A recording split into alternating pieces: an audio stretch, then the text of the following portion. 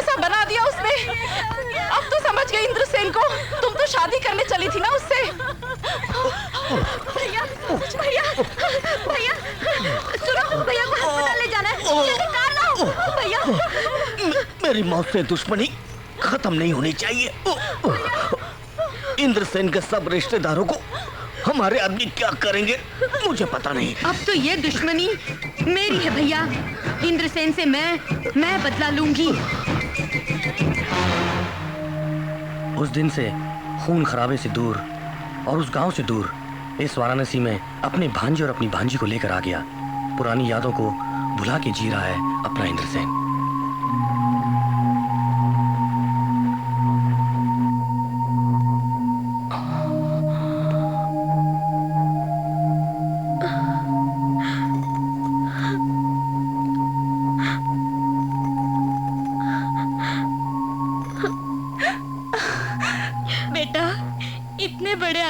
फिर भी हमारे बीच मामूली आदमी बन के रहे तुम। अगर हमसे कोई गलती हो गई तो माफ करना बेटा। ऐसी बातें मत कीजिए बाजी, मुझे बड़ा आदमी मत बनाइए, मुझे अपने साथ रहने दीजिए। शंकर भाई, तुम्हारा जवाब नहीं, तुम्हारा जवाब नहीं।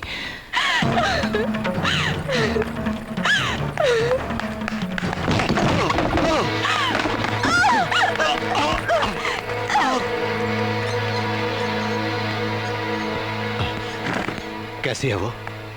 अब वो बिल्कुल ठीक है, she is all right. Thank you doctor. उसकी शादी टूट गई ये सोच के उसे बड़ा दुख हुआ और इसलिए no no no no no, उसके सुसाइड करने की वजह शादी बिल्कुल भी नहीं है। वो माँ बनने वाली है। Doctor? Yes, she is pregnant. Nandini,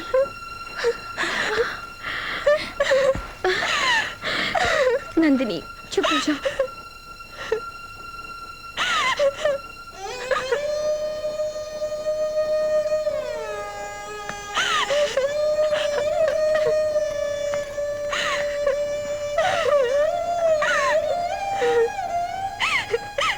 छोड़ दीजिए मामा जी, आपके पालन पोषण में कमी नहीं बल्कि गलती मेरी ही है। मुझे मार दीजिए। इस पेट के अंदर पल रहा बच्चा आपके दुश्मन का है, मुझे मार दीजिए। बस कर। अपने बच्चे को मारना ये उस घर की आदत है और दुश्मन के बच्चे को भी बचाना ये हमारे घर की परंपरा है।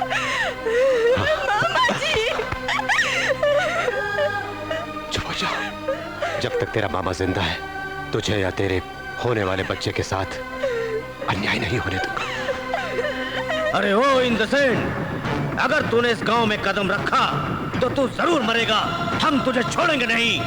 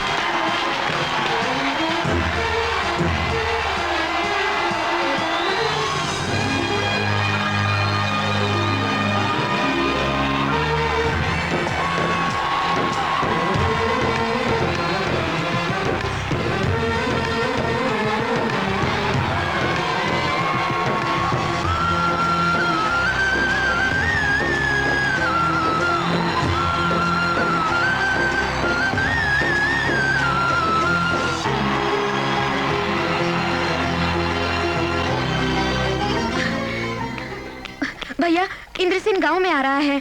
आने दो उसे, देख लूंगा मैं।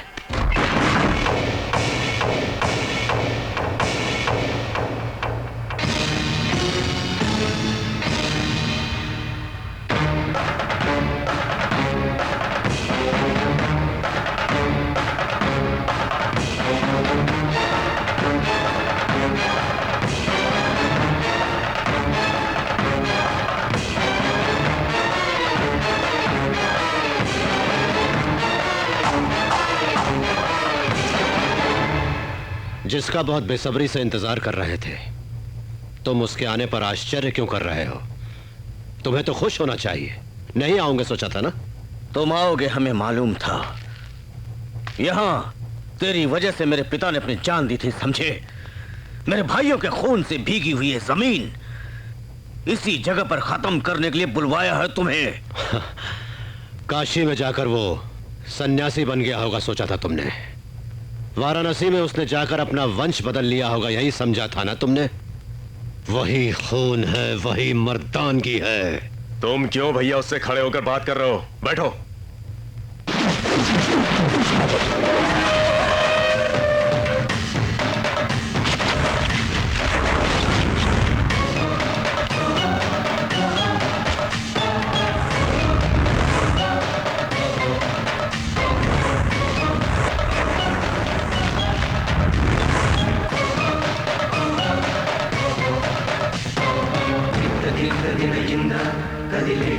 सिंहासन पर बैठने का अधिकार वहां उस इंद्र को है और यहां इस इंद्रसेन को।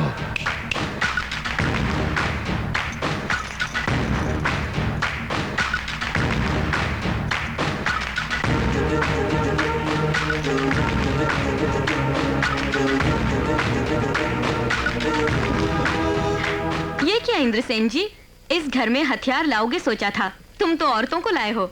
न्योता देने और युद्ध करने में बड़ा फर्क होता है स्नेहलता रानी। मंगलसूत्र का मतलब तुम्हें क्या पता?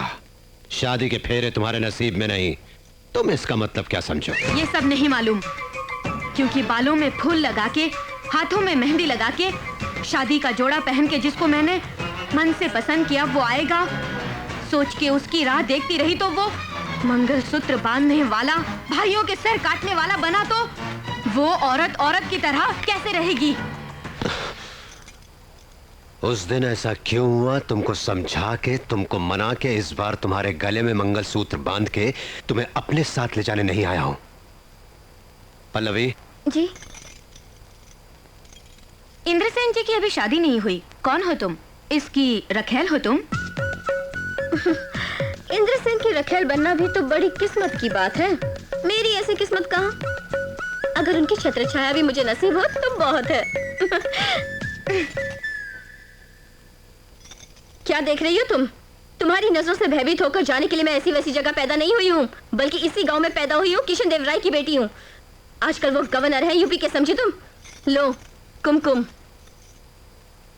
शाम को 5 बजे इंद्रसेन की भांजी नंदिनी की चूड़ियां पहनने की रस्म है।